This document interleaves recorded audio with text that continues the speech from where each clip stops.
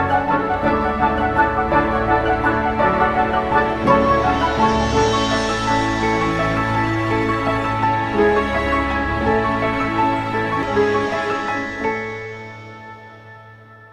जनाब, कल बात हो रही थी कि हम गुज़िश्ता से व्यवस्था शुरू करते हैं to continue where from we left last time के जो कॉन्स्टिट्यूशन ऑफ पाकिस्तान है उसके 4th शेड्यूल में जो लेजिस्लेटिव लिस्ट है, फेडरल लेजिस्लेटिव लिस्ट जिसे हम FLL कहते हैं, फेडरल लेजिस्लेटिव लिस्ट, उसके 2 हिस्से हैं, पार्ट 1 और पार्ट 2। पार्ट 1 में तो फेडरेशन जो है वो कानून साजी, फेडरल लेजिस्लेचर जो है वो कानून साजी कर सकता है और उसको किसी की इजाजत की जरूरत नहीं है। लेकिन पार्ट 2 में कानून साजी करने के लिए उसे काउंसिल ऑफ कॉमन इंटरेस्ट, कल वो मैं गलती से ECC कह रहा था, that is CCI, council of common interest, ठीक है, उससे इजाजत की जरूरत होती है। आर्टिकल 153, 154, ठीक है, वो जो है, इसको एरेटा करेक्ट कर लीजिएगा आप, मैंने वीडियो में करेक्ट कर दिया है। तो that is CCI, council of common interest में मैटर को लेके जाया जाता है, तमाम सूबे वहां मौजूद होते हैं, उनकी नुमाइंदगी होती है, वफाक की नुमाइंदगी वहां होती है। इसकी बड़ी मिसाल ये है कि वर्कर्स वेलफेयर फंड जो है 18th कॉन्स्टिट्यूशनल अमेंडमेंट के बाद डिवॉल्व कर गया सूबों को, तो अब सूबे मांग रहे हैं, लेकिन ट्रांस प्रोविंशियल एंटिटीज, क्योंकि सूबों के लॉ होते हैं limited to their territorial jurisdiction, ये कल मैंने आपको बता दिया था। तो ट्रांस प्रोविंशियल एंटिटीज जो हैं वो उनसे मांग रहे हैं सूबे, तो ट्रांस प्रोविंशियल एंटिटीज जो हैं वो चली गई कोर्ट्स में, उन्होंने कहा जी हम तो सूबों के इख्तियार में नहीं आते हैं, हम तो फेडरेशन के इख्तियार में आते हैं। तो अब सुप्रीम कोर्ट ने डिसाइड कर दिया कि ये फेडरेशन के इख्तियार में आते हैं, लेकिन वो किया उन्होंने सोशल सिक्योरिटी और EOBI के हवाले से।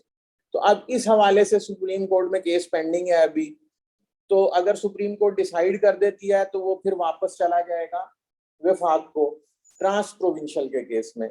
तो अब ट्रांस प्रोविंशियल के केस में जो है वो जब भी सूबों के दरमियान और प्रोविंस के दरमियान किसी बात पे लड़ाई झगड़ा हो जाए या 2 सूबों के दरमियान लड़ाई झगड़ा हो जाए, तो उसके लिए council of common interest is the forum. और अगर वहां पे भी बात नहीं बनती तो फिर ओरिजिनल जुरिस्डिक्शन आर्टिकल 184 में सुप्रीम कोर्ट के पास है कि सुप्रीम कोर्ट जाया जाए और सुप्रीम कोर्ट डिसाइड करेगी कि भाई ये जो लड़ रहे हैं आपस में इसका क्या हल निकाला जाए। लेकिन चूंकि ये जो काउंसिल ऑफ कॉमन इंटरेस्ट है CCI, ये एक कॉन्स्टिट्यूशनल इदारा है, तो इसका फैसला भी बाइंडिंग होगा। अगरचे सूबे जो है वो कॉन्स्टिट्यूशन को ही नहीं मानते, तो वो मतलब मानते से मुराद ये नहीं है कि नहीं मानते, कह के नहीं मानते, वो कहते जरूर हैं कि हम इसको मानते हैं, लेकिन हर पुट्ठा काम जो है वो हो रहा होता है।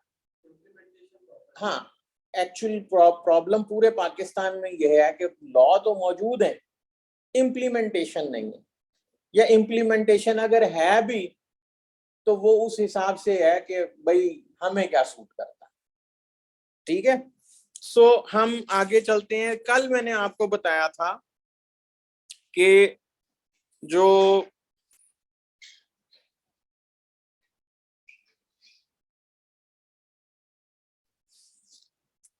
मुख्तलिफ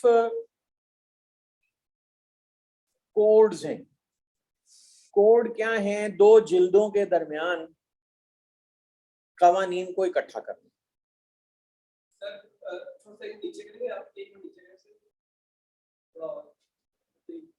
सर एक उसमें था कि जैसे आपने बताया था सब क्लॉज वगैरह, एक उनके ऊपर में इसमें पर 6 लिखा हुआ था किसी, वो फुटनोट्स होते हैं, वो अभी हम पढ़ेंगे तो मैं आपको बता दूंगा, ठीक है।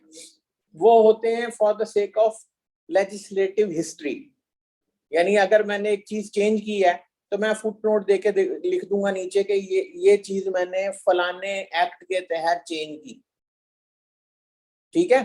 आप चेंज कर सकते हैं सर? लेजिस्लेचर चेंज कर सकता है ना, मैं थोड़ी कर सकता हूँ। I am not the legislature, when I से मैं, तो उससे मुराद लेजिस्लेचर, ठीक है, या हम या मैं, ठीक है। तो अब मैंने आपको बताया था कि पहले 3 लिस्टें थी,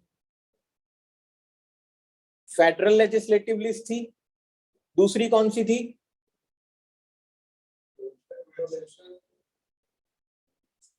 एक बीच में भी कॉन्करेंट, ठीक है। कॉन्करेंट वो थी जिस तरह आप कभी सेट्स अगर आपने बनाए हो तो उसमें जो होता है ना, एक सेट के साथ इंटरसेक्ट करता है दूसरा और दरमियान में कॉमन मैटर्स होते हैं, लाइक दैट वो कॉमन मैटर्स थी जिसपे फेडरेशन भी और प्रोविंस भी लेजिस्लेट कर सकते थे। लेकिन बाद में डॉक्ट्राइन ऑफ म्यूचुअल एक्सक्लूसिविटी के तहत जो है वो उन्होंने कंकरेंट लिस्ट को 18th कॉन्स्टिट्यूशनल अमेंडमेंट से खत्म कर दिया। अब या फेडरेशन में है एक चीज, और अगर फेडरेशन में कोई नहीं है तो प्रोविंस की कोई लिस्ट नहीं है, जो रेजिडू जितना भी बच जाएगा वो तमाम का तमाम प्रोविंस में है। तो कल मैंने आपको दिखाया था, अगर मैं दोबारा आपको यहां से दिखा दूं तो ये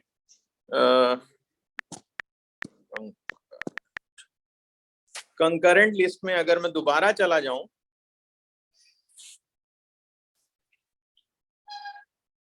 जो कि ओमिट हो चुकी है ये, तो यहां पे आप देखेंगे कि जो 9 नंबर लिस्ट पे है कॉन्ट्रैक्ट्स इंक्लूडिंग पार्टनरशिप एजेंसी, तो ये कंकरेंट लिस्ट में था। मैंने आपसे कहा था कि जब कंकरेंट लिस्ट खत्म हुई तो अब या एक मैटर फेडरेशन के पास होगा या प्रोविंस के पास। अगर फेडरल लेजिस्लेटिव लिस्ट में नहीं है तो डेफिनेटली वो डिवॉल्व कर गया प्रोविंस में। तो आपको मैंने कहा था ये आपकी असाइनमेंट है, आप फेडरल लेजिस्लेटिव लिस्ट देखकर मुझे बताएंगे कि आया वहां पर कहीं कोई एंट्री है जो कॉन्ट्रैक्ट्स को डील करती हो, और उम्मीद है कि आपने नहीं किया होगा। सर एक मैरिज से रिलेटेड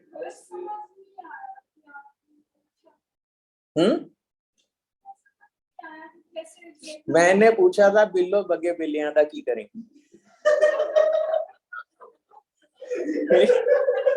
ठीक है,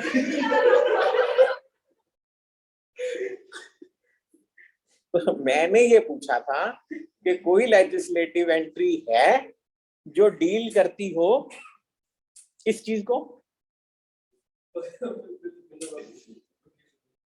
ठीक है। कोई लेजिस्लेटिव, अच्छा मैंने एक कॉन्ट्रैक्ट की बात करें सर, जी कॉन्ट्रैक्ट है, उसमें एक कॉन्ट्रैक्ट ये था इंक्लूडिंग वो आई गेस मैरिज और डिवोर्स के ऊपर था sir. Marriage and divorce is like a contract, ठीक है। लीगल ऑब्लिगेशंस होती हैं उसमें, इट्स लाइक अ कॉन्ट्रैक्ट। लेकिन कॉन्ट्रैक्ट के लिए कंसिडरेशन होना जरूरी है। कुछ लोग कहते हैं कि मैरिज में चूंकि एक डावर जो है वो प्रॉम्प्ट हो या डेफर्ड हो, तो वो चूंकि कंसिडरेशन फॉर्म करता है, it forms part of that consideration, बड़ी हद तक मिलता है। क्योंकि मैरिज में भी एजाब व कबूल यानी ऑफर एंड एक्सेप्टेंस होती है। So whenever there is an offer and acceptance, याद रखिएगा कॉन्ट्रैक्ट के लिए, whenever there is an offer and acceptance combined, they are known as promise, and any promise singly or set of promises collectively is known as an agreement, ठीक है। An agreement that has the element of enforceability under a law is a contract, ठीक है। यानी offer plus acceptance is equal to a promise, promise and set of promises is equal to an agreement, an agreement plus enforceability is equal to a contract, ठीक है। ये जब हम पढ़ेंगे तो हम देख लेंगे, ठीक है। तो कॉन्ट्रैक्ट जो था वो कंकरेंट लिस्ट में था, और कंकरेंट लिस्ट को खत्म कर दिया गया। तब खत्म कर दिया गया तो अब दो बातें होंगी। आर्टिकल 270 है मेरा ख्याल है, जो ये कहता है कि जब तक सूबे अपना लॉ नहीं बनाएंगे तब तक कोई ऐसा कानून कोई ऐसी एंट्री जिसकी पावर डिवॉल्व कर गई है सूबों को, जब तक सूबे अपना लॉ नहीं बनाते तब तक वहां पे फेडरेशन का लॉ चलता रहेगा, ठीक है। जैसे मैंने आपको बताया कि वर्कर्स वेलफेयर फंड डिवॉल्व कर गया, सिंध ने और पंजाब ने अपना एक्ट बना लिया, लेकिन बलूचिस्तान और केपी ने नहीं बनाया। तो अब बलूचिस्तान और केपी में फेडरेशन का लॉ चल रहा है और पंजाब और सिंध में अपना अपना लॉ चल रहा है। ठीक है। सो अब मैंने जैसे आपको बताया कि ये जो है पहले कंकरेंट लिस्ट में था, तो इसलिए इस पे जो कानून साजी है या जो इस पे लेजिस्लेशन है वो फेडरेशन ने की हुई थी। हमें कैसे पता लगा फेडरेशन ने की हुई थी भाई, बताओ, बोलो जाफर हुसैन। हैं, कैसे पढ़ के पता लगा?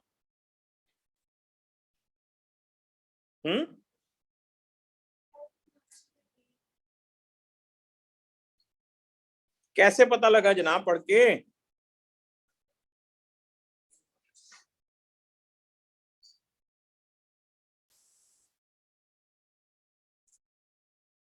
ये पंजाब लॉ है, पंजाब कोड। जैसे कल मैंने आपको नेशनल कोड दिखाया था, नेशनल कोड में भी कॉन्ट्रैक्ट एक्ट पड़ा हुआ था। अब मैंने आपको बताया कि 18th कॉन्स्टिट्यूशनल अमेंडमेंट के बाद क्या हो गया, या कंकरेंट लिस्ट खत्म हो गई। अब या पावर है फेडरेशन के पास और या पावर है प्रोविंस के पास। अगर फेडरेशन के पास पावर है तो प्रोविंस के पास नहीं होगी, और अगर प्रोविंस के पास है तो फेडरेशन के पास नहीं हो सकती। ठीक है। तो अब चल के देखते हैं, यहाँ पे ये देखिए जैसे नजर आ रहा है कि पहली चीज है शॉर्ट टाइटल, एक्सटेंट, कमेंसमेंट और एनेक्टमेंट्स रिपील्ड। फिर है इंटरप्रिटेशन क्लॉज। मैंने आपको बताया था कि हर लॉ के अंदर शेड्यूल होते हैं, main body of the law होती है और शेड्यूल होते हैं। लॉ अरेंज हुआ होता है चैप्टर, पार्ट्स, डिविजन्स में, और उसकी जो बेसिक जो इकाई है या बेसिक उसकी जो एक जो जिसे हम कहें कि इंग्रेडिएंट है, वो सेक्शंस या आर्टिकल्स होते हैं। कॉन्स्टिट्यूशन होगी, आर्टिकल होंगे, अदरवाइज सेक्शन होंगे। तो वो जो सेक्शन है उनकी भी मैंने आपको फिर बताया था कि sub division, sub section, classes, सब क्लासेस। ठीक है। तो अभी इसमें और बहुत सारी चीजें होती हैं जो हम आज डिस्कस करेंगे। तो आज हम शुरू करते हैं जनाब। तो आज का हमारा मौजू अब शुरू हो रहा है और अब हम देखेंगे कि बगे बिलियां दा की होएगा। ठीक है। तो सॉरी, ये कॉन्ट्रैक्ट एक्ट है जिसके टोटल सेक्शंस आपके सामने नजर आ रहे हैं 266, और एक शेड्यूल नजर आ रहा है, उसके आगे लिखा हुआ है रिपील्ड।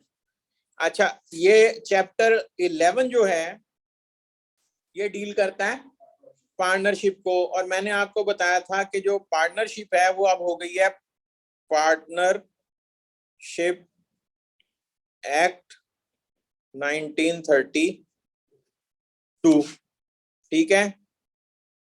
इसी तरह अगर आप आएंगे तो यहां पर आपको नजर आएगा सेल ऑफ गुड्स एक्ट।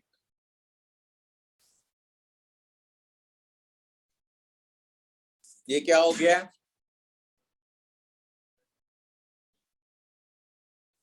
क्या हो गया? रिपेल नहीं हुआ, रिपील हो गया। रिपेल, रिपेलेंट थोड़ी, मच्छर मारने क्या है, मॉस्किटो रिपेलेंट। तो अब क्या हो गया है, सेल ऑफ गुड्स एक्ट 1930। जब एक नई लेजिस्लेशन आई तो उसने यहाँ पे सेक्शन 76 to 123 रिपील कर दिए। ठीक है। और जब पार्टनरशिप की लेजिस्लेशन आई तो उसने 239 से 266 तक रिपील कर दिए। अब हम जो यहाँ पे पढ़ेंगे उसमें बेसिकली जो चीज होगी वो क्या होगी, कॉन्ट्रैक्ट के बेसिक इंग्रेडिएंट्स होंगे, कॉन्ट्रैक्ट की किस्में होंगी, उसकी enforceability consideration blah blah blah, discharge and जो है वो ब्रीच वगैरह, और लाइबिलिटीज ऑफ द पार्टीज। उसके बाद हम बेलमेंट पढ़ेंगे, इंडेमनिटी, गारंटी, एजेंसी, वो इसके अंदर है, ठीक है। और फिर उसके बाद पार्टनरशिप एक्ट, जो पहले यहाँ होता था अब यहाँ से निकल के अलग एक्ट बन गया, लेकिन इंग्रेडिएंट्स उसके भी सेम होंगे कि एग्रीमेंट कैसे होता है, वो बेसिक रूल्स चेंज नहीं होंगे। सेल ऑफ गुड्स एक्ट पढ़ेंगे, उसमें भी बेसिक इंग्रेडिएंट्स चेंज नहीं होंगे, ठीक है। सो ये अगर आपने अच्छे तरीके से पढ़ लिया तो वो 2 लॉ वैसे ही आपके किसी हद तक क्लियर हो जाएंगे। अच्छा, लॉ इज कॉमन सेंस, ठीक है। वैसे तो लॉ के बारे में कहा जाता है law is the will of monarch backed by a sanction. So unless it is backed by a sanction, it cannot be said to be a law. इस पे बड़ी जूरिस्प्रूडेंस के अंदर जो है बहस है, लेकिन हमारा क्योंकि मौजूद जूरिस्प्रूडेंस नहीं है तो इसलिए हम उसमें बहस नहीं करेंगे। तो आइए शुरू करते हैं। अच्छा, आप लोग यार वैसे ना सोशल मीडिया, कल आप कह रहे थे आप लोग यूज नहीं करते, वहां सोशल मीडिया पे एक लड़का था, उसका नाम था नदीम, वो उसने एक चैनल बनाया हुआ था पंजाबी लीक्स। अच्छा, वो उसका स्टाइल बड़ा डिफरेंट था, कहता था चलो शुरू करने हैं, तुसी देख रहे हो पंजाबी लीक्स, चलो शुरू करने। तो चलो शुरू करते हैं, ठीक है जी। जो ये है लॉ है, फेडरल के अंडर है ज्यादा बेहतर है या फिर प्रोविंस के अंडर है? देखिए, दैट डिपेंड्स। इंडिया में फॉर एग्जांपल जो सेल्स टैक्स है वो फेडरेशन के पास था, यूनियन के, और जो इनकम टैक्स है जो ऑन गुड्स है, सर्विसेज का ऊपर था और गुड्स का नीचे था। फिर उसके बाद उन्होंने उसको खत्म किया, ऊपर ले गए, ठीक है। फिर उसके बाद वन विंडो कर दिया उन्होंने। सो तजर्बात तो होते रहते हैं। सेल्स टैक्स जो है वो नॉर्मली प्रोविंसेस के पास होता है, और टैक्सेस ऑन इनकम जो है वो फेडरेशन के। अच्छा, दूसरा तरीका ये, आप फेडरेशन को वो दे दें और टैक्सेस ऑन इनकम नीचे ले जाएं। अब ये आपके ऊपर डिपेंड करता है कि आपका लेजिस्लेचर किस तरह लेके चलना चाहता है उसको।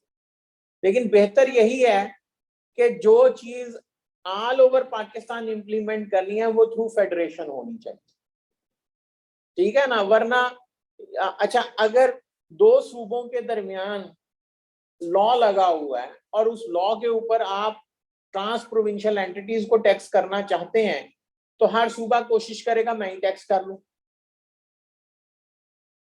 उससे क्या होगा कि ट्रांस प्रोविंशियल एंटिटी मारी जाएगी। सिंध वाला कहेगा सारा टैक्स मुझे दे दो, पंजाब वाला कहेगा मुझे दे दो, बलोचिस्तान कहेगा मुझे दे दो। अगर 2% ऑफ योर इनकम वो वर्कर्स वेलफेयर फंड लगता है तो सिंध वाला भी मांगे, पंजाब भी मांगे, फेडरल भी मांगे, इस्लामाबाद के। आपको पता है इस्लामाबाद कैपिटल टेरिटोरी जो है, ये भी मैं आज आपको बताऊंगा, दिस इज वेरी इंपॉर्टेंट। तो इस्लामाबाद कैपिटल टेरिटोरी सूबों का हिस्सा नहीं है, ठीक है। एक मिनट यार, कैसर, मैं यार पढ़ा रहा हूँ, अगर कोई अर्जेंट बात है तो मुझे बताओ।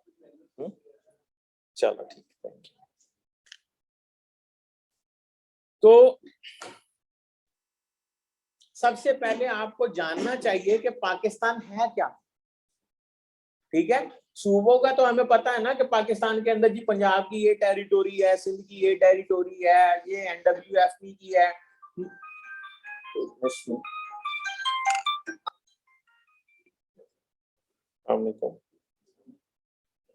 खाला, मैं पढ़ा रहा हूँ, ठीक है। चल चल, कोई बात नहीं, ओके, अल्लाह। इसका हल यही है।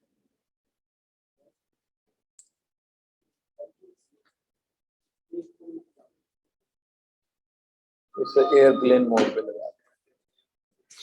अच्छा जनाब, तो अब पहले आपको जानना चाहिए। अच्छा, जैसे मैं बता रहा था आपको कि जब आप शुमाली इलाका जात की तरफ जाते हैं तो हसन अब्दाल के आगे पीछे थोड़ा सा जहां से हजारा शुरू होता है वहां पे लिखा होता है you are now entering NWFP। ठीक है, तो NWFP एंटर होते हैं। इस साइड पे चले जाएं तो इम्तियाज खान से आगे निकलते हैं कोर्ट्स अफजल। कोर्ट्स अफजल आपको पता है कि वो मतलब पॉइंट है where from you enter from Punjab to Sindh. ठीक है, तो इस तरह बलोचिस्तान की तरफ जाने के लिए आपको जो है जनूबी पंजाब से आगे निकलना पड़ता है। इधर अगर आपने जो है वो जाना है उधर क्या नाम लेते हैं कश्मीर, तो इधर से आगे निकले। आपको पता है Kashmir is not a part of Pakistan, it's a disputed territory. ठीक है, उनका अपना कॉन्स्टिट्यूशन है, उनके अपने लॉज हैं, उन्होंने पाकिस्तान के लॉज अडॉप्ट किए हुए हैं, कॉन्स्टिट्यूशन अडॉप्ट किया हुआ है। और उन्होंने जब लॉ अडॉप्ट किए तो उन्होंने लिखा कि जनाब जहां जहां कॉन्स्टिट्यूशन ऑफ पाकिस्तान में पाकिस्तान लिखा हुआ है वहां वहां आजाद जम्मू एंड कश्मीर लिखा और समझा जाए। मुझे याद आ गया, मैं when I was working in an industrial group, तो उन्होंने मुझसे कहा यार ये ना लैब टेस्टिंग का सॉफ्टवेयर होना चाहिए। I was in spinning, that was a spinning unit, I was working in a group. उस ग्रुप का एक केमिकल यूनिट भी था। तो अब स्पिनिंग के अपने जो है लैब टेस्ट होते हैं कि उसके कितने माइक्रोन की वो कॉटन के उसके जो है वो रेशे हैं और क्या क्या है और मॉइस्चर कितना ये वो, तो वो सारा कलर क्या है, तो उसके मुख्तलिफ हैं टेस्ट।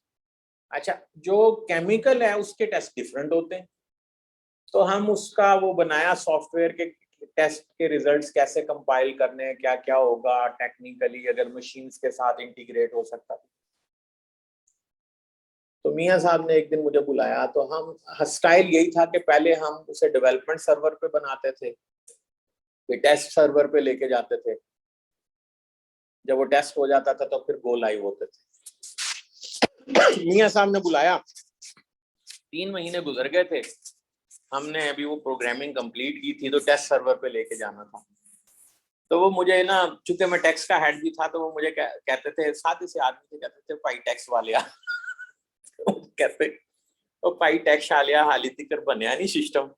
मैं मियां साहब वो अभी उसके ऊपर हमने काम किया है, वो पहले आपको पता वो कोई आसान काम तो नहीं है। पहले आप उसका पूरा ब्लूप्रिंट बनाते हैं, फिर उसके बाद उस पे जो है वो फंक्शनल जो हेड जो फंक्शनल लीड होता है वो बताता है, फिर जो प्रोग्रामर होता है वो बताता है कि यार इसको इस तरह करेंगे, इसको इस तरह करेंगे, और फिर जाके जो फाइनल प्रोडक्ट आती है उसमें से ग्लिचेस निकाले जाते हैं, उससे टेस्ट रन किया जाता है। फिर ये बड़ा लंबा, कहता है छाड़ यार मैं तेन तरीका दसना, आ कैमिकल दी लैब का सॉफ्टवेयर फड़ो, जिथे जिथे नमक लिखिया कट के रूह लिख दो तो सॉफ्टवेयर बन जाना। तो इसी तरह कश्मीर में वो लिखा हुआ है कि जहां जहां पाकिस्तान लिखा हुआ है वहां पे आप कश्मीर फर्ज करेंगे। ठीक है, Gilgit Baltistan is not a part of Pakistan, you know that.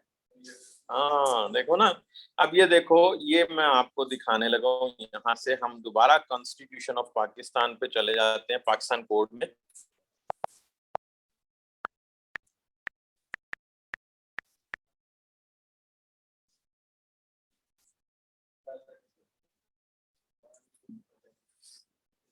ठीक है जनाब, ये कॉन्स्टिट्यूशन ऑफ पाकिस्तान है, और डाउनलोड कहाँ है?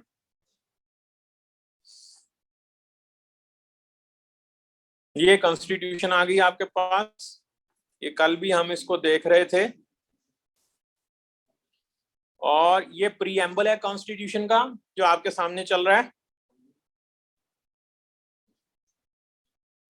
ये क्या है जनाब? Article 1, republic and its territories, कि कौन से इलाके पाकिस्तान में शामिल होंगे। Pakistan shall be a federal republic, Pakistan एक फेडरल रिपब्लिक होगा, to be known as the Islamic republic of Pakistan. तो पाकिस्तान का जो ऑफिशियल नाम है constitutionally, that is Islamic republic of Pakistan, hereinafter refer to as Pakistan. ठीक है, जब इख्तिसार के साथ आपने बार बार एक चीज को रेफर करना हो तो आप लिख देते हैं hereinafter refer to as so and so, उसका एक एब्रिज वर्जन दे देते हैं। The territories of Pakistan shall comprise a the provinces of Balochistan, the Khyber Pakhtunkhwa, the Punjab and Sindh. चारों सूबे आ गए। The Islamabad capital territory hereinafter refer to as the federal capital, सूबों में तो नहीं शामिल, तलैदा से दिया है। Such states and territories as are or may be included in Pakistan whether by accession or otherwise.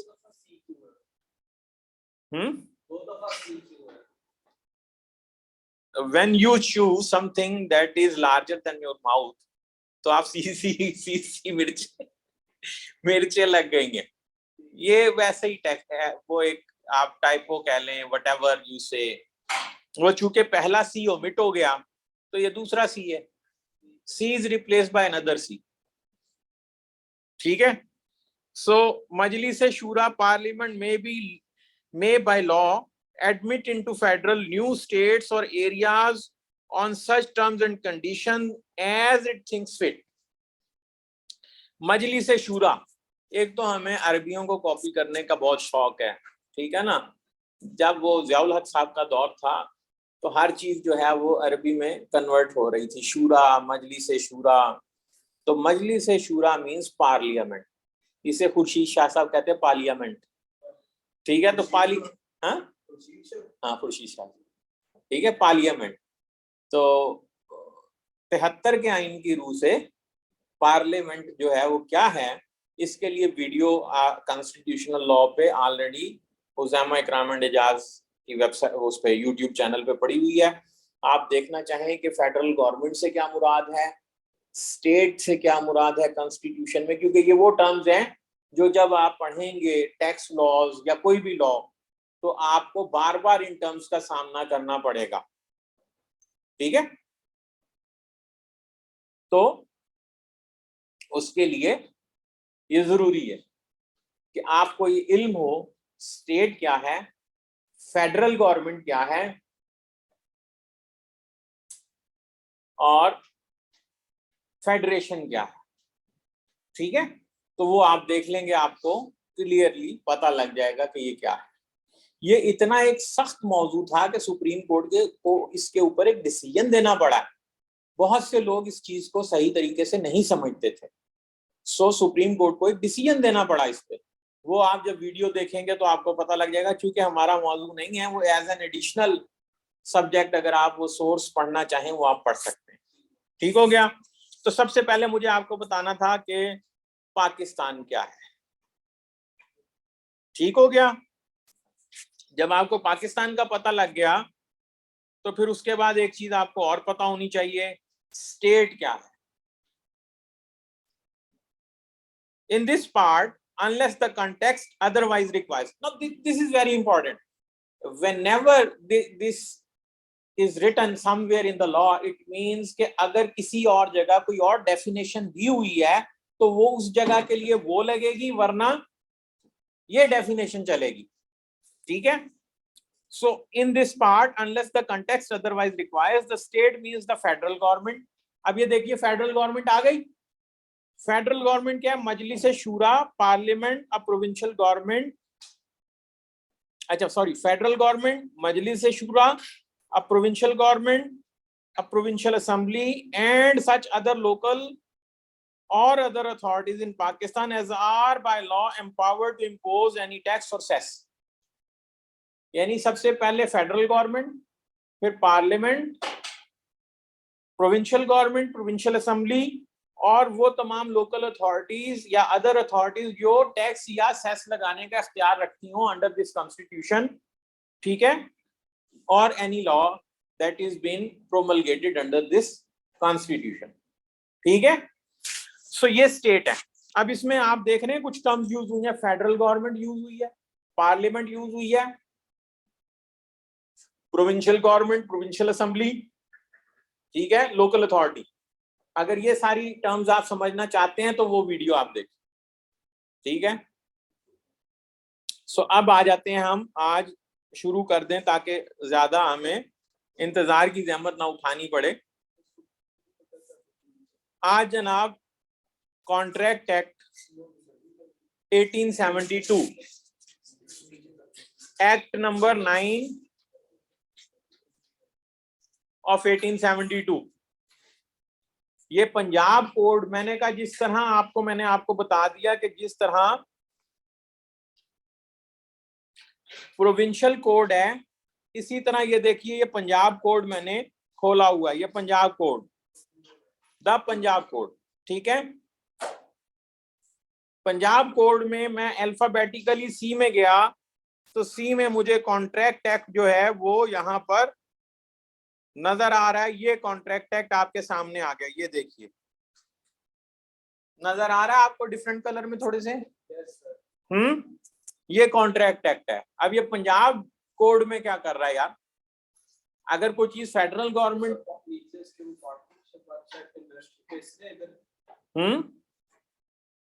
Industry से रिलेटेड इसके नीचे चीजें शायद इसलिए नहीं, यहाँ पे मैंने अभी आपको समझाया कि फेडरल लेजिस्लेटिव लिस्ट डिटरमिन करेगी कि अगर ये फेडरल के इख्तियार में है तो वहां होना चाहिए, वहां नहीं है तो फिर डेफिनेटली सूबे में होगा। मैंने आपको बताया ये कंकरेंट लिस्ट में था, कॉन्ट्रैक्ट एक्ट दिखाया था ना मैं अभी आपको कॉन्ट्रैक्ट। तो कंकरेंट लिस्ट खत्म हो गई, तो अगर ये फेडरेशन में मौजूद नहीं है तो डेफिनेटली ये प्रोविंस में चला गया 18th कॉन्स्टिट्यूशनल अमेंडमेंट के बाद। ठीक है, समझ आई या पहले वाली भी गई? आई, चलो ठीक है। अब चलते हैं जनाब, हम अब कॉन्ट्रैक्ट एक्ट शुरू भी कर दें। मैंने आपको कल बता दिया था कि जिस तरह एक तो रोमन होता है, वो आपको मैंने बता दिया कि रोमन 9 ऑफ 1872 वो किस लिए है कि हर साल एक से लेके शुरू होते हैं और एंड तक साल के लेजिस्लेटिव ईयर में लॉज जैसे जैसे पास होते जाते हैं उन्हें रोमन नंबर दिए जाते हैं और ईयर डिनोट करता है कि किस ईयर में वो प्रोमलगेट हुए। ठीक हो गया। फिर वो तमाम लॉज जो हैं वो रखे जाते हैं एक ये समझ लें ईयर डिवाइडर है। वो तमाम डिवाइडर जो हैं वो चैप्टर समझ लें, वो डिवाइडर जब रखे जाते हैं एक बुक के अंदर तो उसे कहते हैं code. Collectively that book is known as code. तो वो कोड है। अब ये पंजाब का भी कोड है, सिंध का भी कोड है, बलोचिस्तान का भी कोड है और केपी का कोड भी है, और इसी तरह नेशनल लेवल पे नेशनल कोड है। ठीक है, तो हमने ये कॉन्ट्रैक्ट एक्ट देखा कि ये 2018 के बाद जो है, यानी सॉरी 2010 के बाद, यानी 18th कॉन्स्टिट्यूशनल अमेंडमेंट के बाद ये डिवॉल्व हो गया सूबों में, इसलिए पंजाब के कोड में भी मौजूद है, सिंध में भी मौजूद होगा, केपी में भी होगा और बलोचिस्तान में भी। ठीक है, और इवन ये जो है वो जो फेडरल लॉज हैं जहाँ पे लगते हैं वहां पे तो वो फेडरेशन का लगता ही है। सो ये मैंने आपको बताया था, प्रीएम्बल बताता है कि ये लॉ बनाने की जरूरत क्यों पेश आई। शॉर्ट टाइटल बताता है कि बच्चे का नाम क्या है। ठीक है, the contract act 1872। So this is the brain child of the legislature and legislature has named this law the contract act 1872। Extent commencement कहां तक लगेगा और कब से लगेगा? ठीक है, it extends to whole of Pakistan and shall come into force on the first day of September 1872। अब ये जादू है, इसके बारे में मैं कुछ नहीं कह सकता। मैंने कल आपको बताया था कि जब पाकिस्तान बना था ये लॉ अपनी जगह मौजूद थे, तो एडॉप्शन एक्ट के जरिए जो है वो इनको एडॉप्ट किया गया था। हो जानी चाहिए थी ना, वो नहीं की, बाबूज के पास इतना टाइम तो नहीं करना चाहते यार, अब क्या करें हम। एनेक्टमेंट रिपील्स के बारे में भी बता दिया था मैंने आपको कल। अब आ जाते हैं इंटरप्रिटेशन क्लास की तरफ, अब हम अपना केस शुरू करते हैं। इंटरप्रिटेशन क्लास जैसे मैंने आपको बताया ये, या डेफिनेशन क्लास हर लॉ में मौजूद होती है, कॉन्स्टिट्यूशन में भी मौजूद है। कॉन्स्टिट्यूशन में आर्टिकल 260 है।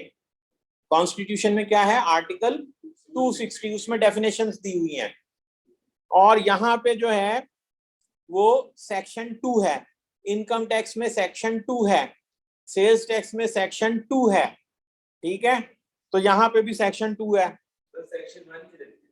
यार ये ऊपर नजर नहीं आ रहा शॉर्ट टाइटल? सारी राती किस्सा हीर रांझा सुनिया, सवेरे उठ के पूछदा हीर बंदी सी के बुढ़ा सी, हैं बंदा सी के बुढ़ी सी, हैं। अच्छा, तो ये इंटरप्रिटेशन क्लास होती है कि जिस तरह शेड्यूल होते हैं ना, कि आपने बार बार कोई चीज रेफर करनी है तो वो शेड्यूल में जाके लिख देते हैं, ताकि एक ही दफा आप लिखते हैं शेड्यूल 1 फलानी क्लास, तो वो क्लास बार बार रेफर हो रही है। तो अब आप शेड्यूल बजाय इसके कि हर जगह जाके चेंज करें सिंगुलरली, तो आप वहां जाके जो है सिंगली चेंज करने की बजाय वहां पे जाके एक दफा चेंज कर लें, तो वो हर जगह चेंज खुद ब खुद हो जाएगी। ये बिल्कुल ऐसे ही है कि आप एक्सेल पे आप में से किसने काम किया हुआ? सबने किया हुआ है। एक्सेल में अगर मैं एक जगह एक सेल में एक अमाउंट लिखूं और 25 जगह सेल में उस सेल का रेफरेंस दूं, तो अगर उस सेल में मैं कोई चेंज करूंगा तो 25 जगह चेंज होगी या नहीं होगी? होगी ना। बिल्कुल इसी तरह शेड्यूल होता है। वो एक सेल है जिसके अंदर अगर आप चेंज करेंगे तो हर जगह चेंज खुद ब खुद ही हो जाएगी, क्योंकि वहां रेफरेंस दिया हुआ है उस शेड्यूल का। ठीक हो गया। इंटरप्रिटेशन क्लास क्या है? In this act following words and expressions are used in the following senses unless a contrary intention appears from the context. इसको हम और आसान इंग्लिश में कहते हैं unless the context otherwise requires. ऐसे भी लिखा होगा कई जगह पे। कैसे लिखा होगा? Unless the context otherwise requires.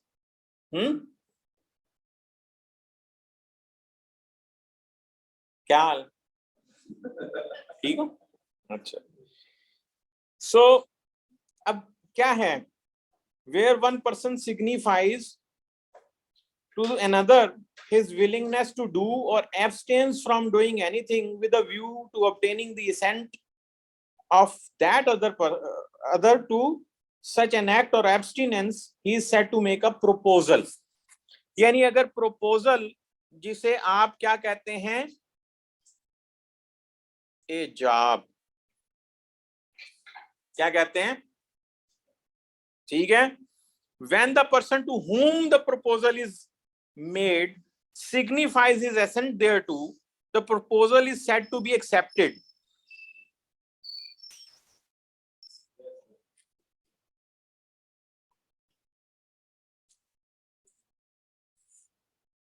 ठीक है। तो जब कबूल है तो फिर कॉन्ट्रैक्ट हो गया। कंसिडरेशन भी होनी चाहिए बीच में। ठीक है। Person making the proposal. अच्छा, ये आपको पता है? Do you know who makes a proposal in marriage?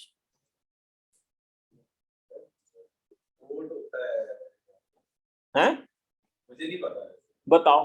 चलो, पता नहीं। कोर्ट मैरिज भी तो होती है ना। अरे कोर्ट मैरिज हो या कोई सी भी मैरिज हो, एक ने प्रपोज करना होता है। ठीक है। पार्टनर एक दूसरे को करते हैं हैं? उसमें आप ये कहते हैं ना, will you marry me, will you be my wife on such and such मेहर प्रॉम्प्ट और डेफर्ड। ठीक है। वो आप पूछते हैं ना उससे, तो वो जो पूछते हैं उसमें ऑफर कौन कर रहा होता है? जी, ऑफर किसकी तरफ से होती है बताएं?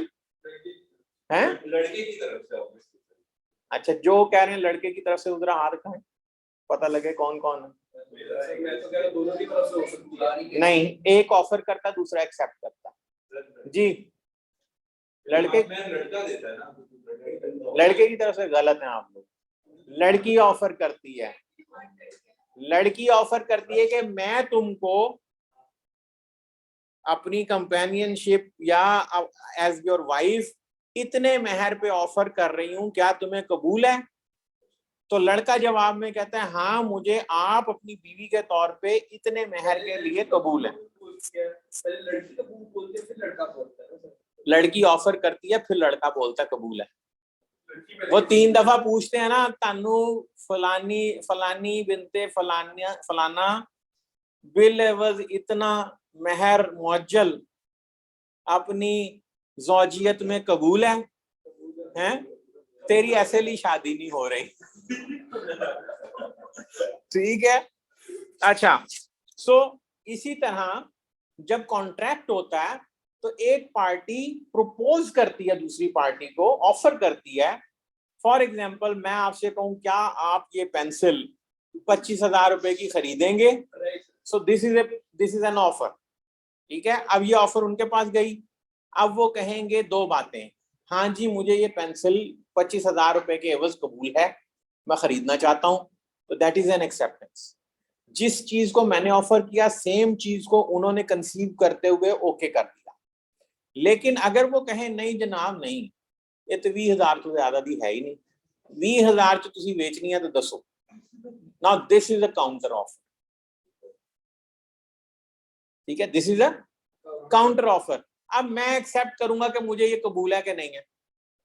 ठीक है, सो अभी हम जब इसको डिटेल से पढ़ेंगे तो आपको निगोशिएशन शुरू हो जाएंगी ना। ठीक है, निगोशिएशंस कहते हैं उसे। अच्छा, the person making the proposal is called the promisor. ठीक है, और जिसको की जाती है जिसको प्रोमिस ही कहलाता है, वो जो एक्सेप्ट कर रहा होता है, जिसको प्रपोजल भेजा गया होता है। When at the desire of the promisor the promisee or any other person has done or abstained from doing or does or abstains from doing or promises to do or abstains from doing, करे या रुक जाए, करे या रुक जाए। ठीक है, बार बार यही लिखा हुआ है। something such an act or abstinence, ऐसा करना या ना करना या रुक जाना, और promise is called a consideration for the promise। यानी मैंने आपसे कहा क्या आप ये पेंसिल 25,000 रुपए की खरीदेंगे? ठीक है, और जवाब में आप मुझे कहें कि हाँ मैं आपको 25,000 दूंगा इस पेंसिल के, तो वो जो 25,000 आप मुझे इस पेंसिल के लिए दे रहे हैं वो आपके मेरे प्रॉमिस की कंसिडरेशन है जो आप दे रहे हैं, और आपके प्रॉमिस की कंसिडरेशन के आप मुझे 25,000 दे रहे हैं, मैं आपको ये पेंसिल दे रहा हूँ। सो हम दोनों एक दूसरे को अपने अपने प्रॉमिस की कंसिडरेशन दे रहे हैं। Every promise and every set of promises forming the consideration of each other is an agreement. ये मैं अभी आपको बताया था कि प्रॉमिस सिंगली और set of promises is an agreement. अच्छा जी, promises which form the consideration or part of the consideration for each other are called reciprocal promises। ठीक है, जो एक दूसरे की कंसिडरेशन बने वो रेसिप्रोकल प्रोमिसेस होते हैं। एन एग्रीमेंट नॉट, अब मैंने आपको बताया था जब प्रोमिसेस और सेट ऑफ प्रोमिसेस मिलके क्या बन जाता है? एग्रीमेंट। और एग्रीमेंट में इन्फोर्सेबिलिटी अगर डाल दी जाए तो वो क्या बन जाता है? Contract. Yes, so an agreement enforceable by law is contract and not enforceable by law is wide. ठीक है, अगर वो इन्फोर्सेबल नहीं है मतलब हर चीज मौजूद है, आपने और इन्होंने मिलके कहा कि चलो जी एंज करने हैं डाके मारने, ठीक है, पैसे अद्धे अद्धे कर लाएं। ठीक है, अब now consent is there, consideration is there, offer is there, acceptance is there, but the agreement is not enforceable by law, rather it is specifically declared as a crime by the law. तो क्या होगा? Wide होगा। लेकिन on the other hand अगर आप दोनों मिलकर कहते हैं आओ ऐसे करते हैं, कारोबार करते हैं, लाख रुपया तुम डालो लाख रुपया मैं डालता हूँ, और ये हम फलानी जगह से जो है मछलियां पालना शुरू करते हैं, और जब वो बड़ी हो जाएंगी बेचेंगे, मुर्गी होगी, मुर्गी से अंडा होगा, अंडे से और मुर्गियां निकलेंगी, ठीक है ना, तो वो फिर बेच के तो हम अमीर हो जाएंगे। ठीक है, सो वो जो चीज है that is a business, that is a contract. ठीक है, क्योंकि एनफोर्सेबल है। अच्छा जी, एन एग्रीमेंट गवर्नमेंट के किसी इदारे को इन्वॉल्व नहीं किया, तो अगर हमने कोई मतलब कोई लीगल जो बिजनेस है उसमें आप कोई भी किसी के साथ करते हैं एग्रीमेंट, तो वो how is that contract rather than a wide? ये बात भाई, कॉन्ट्रैक्ट जो है लॉ ने मना नहीं किया, हर वो चीज जो लॉ ने मना नहीं की वो लीगल है। अच्छा, उसका किसी भी बंदे के साथ कॉन्ट्रैक्ट करें तो उसके लिए हम आगे देखेंगे ना कौन कॉम्पिटेंट है करने का, कौन नहीं है। ठीक है, an agreement which is enforceable by law at the option of one or more of the parties there too but not at the option of the other is a voidable contract. Sometime ऐसे होता है कि दो, मैं जैसे मेरा और इनका कॉन्ट्रैक्ट हुआ, अब मैंने कोई चीज गलत शो की, ठीक है, या इन्होंने कुछ गलत समझा या क्या हुआ, तो फिर ये देखना पड़ेगा, या कोई ऐसी बात हो गई जिसकी वजह से मैं समझता हूं कि मुझे अब कॉन्ट्रैक्ट मजीद जारी नहीं रखना, तो मैं उस कॉन्ट्रैक्ट से बाहर आ सकता हूं लीगली। ठीक हो गया, उसे कहते हैं अवॉइड करना, वॉइडेबल। ठीक है, a contract which ceases to be enforceable by law, जिस टाइम एक कॉन्ट्रैक्ट की एनफोर्सेबिलिटी खत्म हो जाए वो उसी टाइम वाइड हो जाए। ठीक है, कैसे? फर्ज कीजिए आप इंडिया और पाकिस्तान में कोई जंग नहीं, सारी दोस्ती चल रही है, आप किसी इंडियन के साथ कॉन्ट्रैक्ट करते हैं, वो कॉन्ट्रैक्ट वैलिड है, लेकिन अब इंडिया और पाकिस्तान के हालात खराब हो गए, पाकिस्तान ने कहा किसी इंडियन के साथ आप कॉन्ट्रैक्ट नहीं करेंगे। क्यों? मैं एक एग्जांपल दे रहा हूँ, बाय लॉ ऐसे हो सकता है यार, क्यों नहीं हो सकता? आप एलियन एनिमी के साथ नहीं कर सकते, एलियन एनिमी के साथ आप नहीं कर सकते।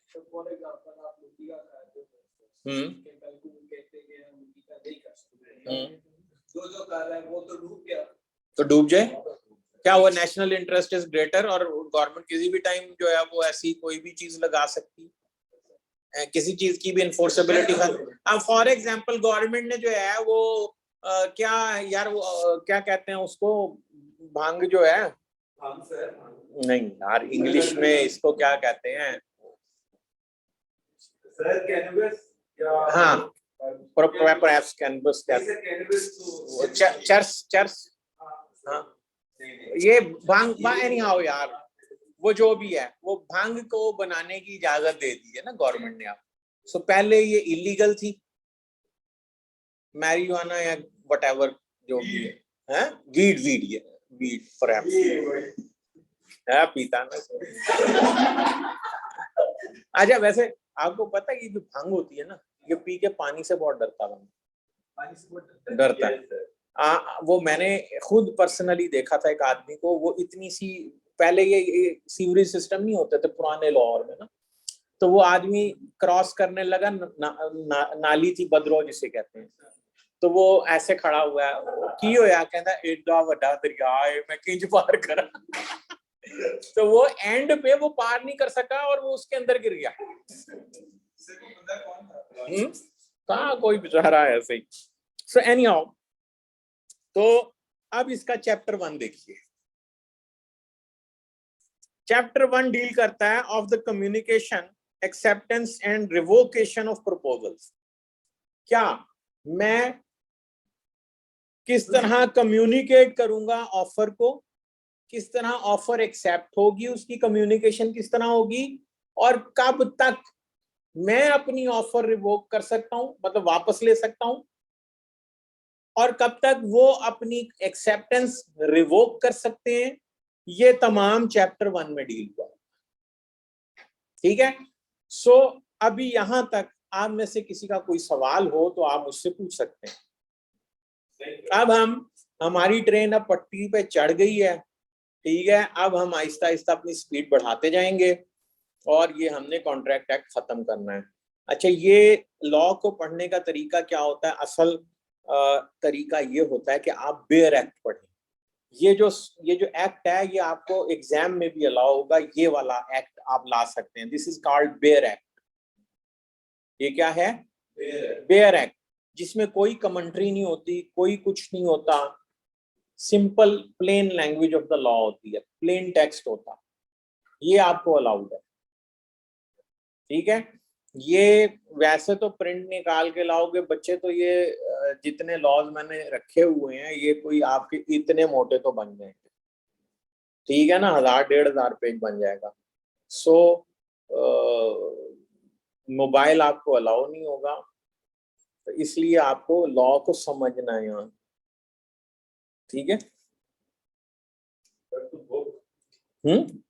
बुक मैंने आपको बताया मार्केट में अवेलेबल है, बेयर एक्ट, कॉन्ट्रैक्ट, उसको commercial law where act they दो, उसमें आपका कॉन्ट्रैक्ट एक्ट है। वैसे तो मैंने सारी के जो जितने लॉज हैं वो मैंने रख दिए हैं आपके उसमें। लेकिन उसकी आपने वेयर एक्ट नहीं रखा, वेयर एक्ट वाली बुक है। चाचा तो और क्या रखा वहां मैंने, अच्छा सर, आपने वेयर एक्ट ही रखे हैं वहां पे मैं। बस सर, ठीक है। अच्छा, अब यहाँ पे एक चीज मैं आपको बच्चे और दिखा दूं, जो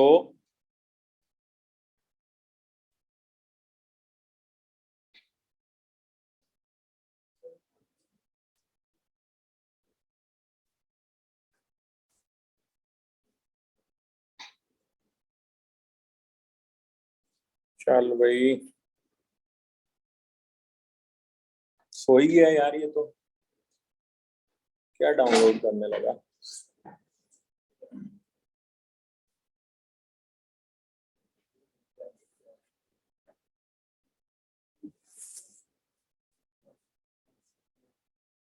अब क्या हुआ?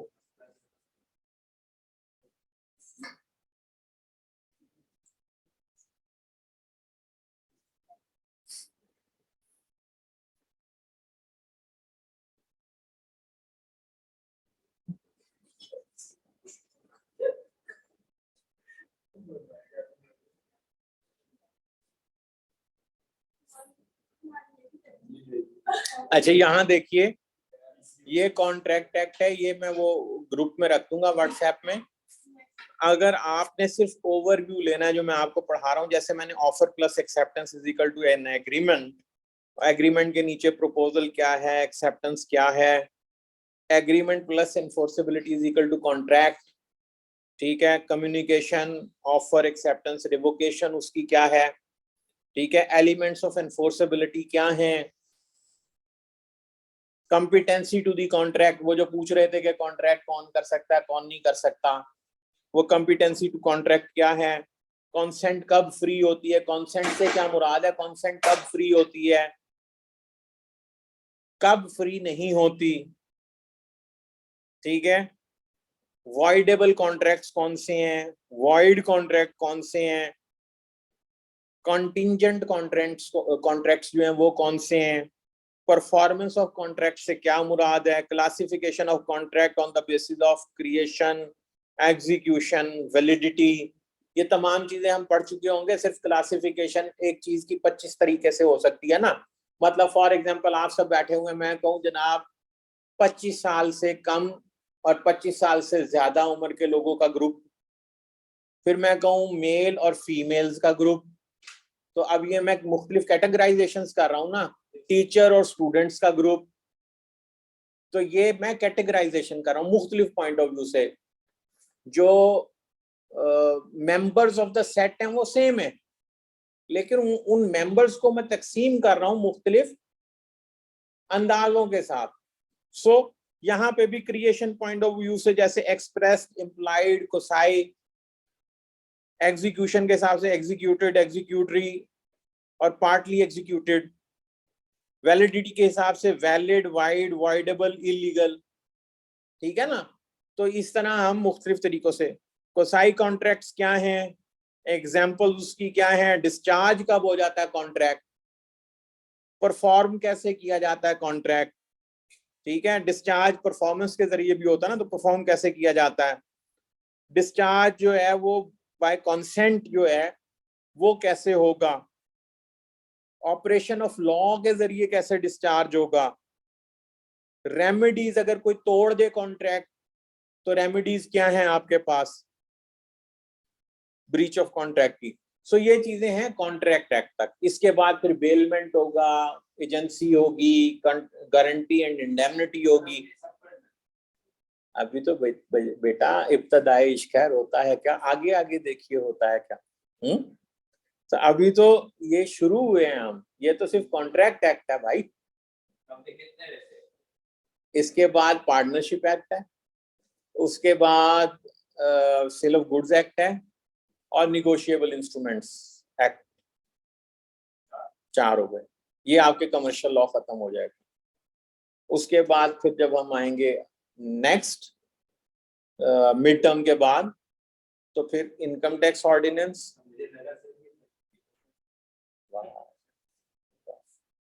गुड। मिडटर्म के बाद क्या है?